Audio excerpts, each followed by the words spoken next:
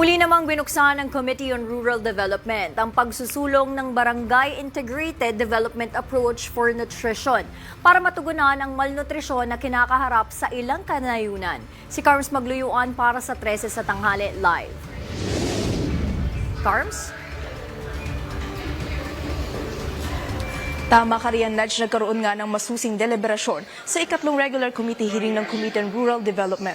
Tinalakay nila ang mga panukalang nagsusulong ng Bidani program na nakatuon sa nutrisyon o kalusugan ng komunidad.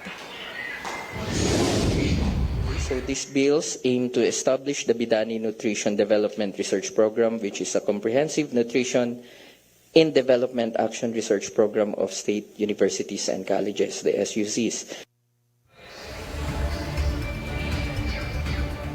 Magtutulungan ng mga pamantasan at mga barangay para labanan ng malnutrisyon at kahirapan sa mga komunidad. Yan ang mga pangunahing nakasaad sa mga tinalakay na panukala na ang layon ay matugunan ng nananatiling suliranin sa malnutrisyon o ang kakulangan sa tamang nutrisyon ng ilang Pilipino. Ang apat na panukalang isinulong sa Kamara ay ang mga House Bill 666, 3562, 4967 at 6084 na ang target ay maitatag ang Barangay Integrated Development Approach for Nutrition Improvement o Bidani Program at gawin itong permanenteng bahagi ng sistema ng pamahalaan. Ayon kasi sa datos, maraming bata sa high-risk areas ang hindi nakatatanggap ng supplementary feeding o dagdag na nutrisyon. At bukod sa mga bata, may mga adults rin na kinukulang sa nutrisyon.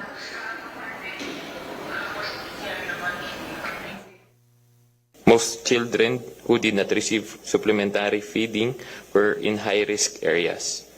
Vitamin A supplementation also decreased from 65.4% in 2020 to 35.3% in 2021. Also, aside from children, older adults were highly affected by malnutrition. Gagawin itong mas organisado ang pagtulong sa mga mahihirap na pamilya sa pamamagitan ng pakikipag-ugnayan ng mga state universities and colleges, local universities at mga lokal na pamahalaan.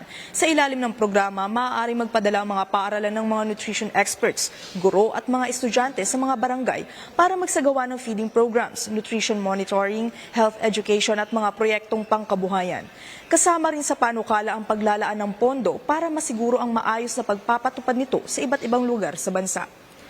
Nudge, nabanggit rin kanina ni Chairperson Ko na ang substitute bill ukol sa Bidani program ay minsan nang naipasa sa ikatlong pagbasa o pinalapagbasa dito sa Kamara at nai-transmit doon sa Senado noong 19th Congress. Sabi nila, ngayon ay tinutulak nila ito dahil gusto nila na magkaroon ulit ng permanente o pangmatagalang solusyon na tutugon sa malnutrisyon. Nudge?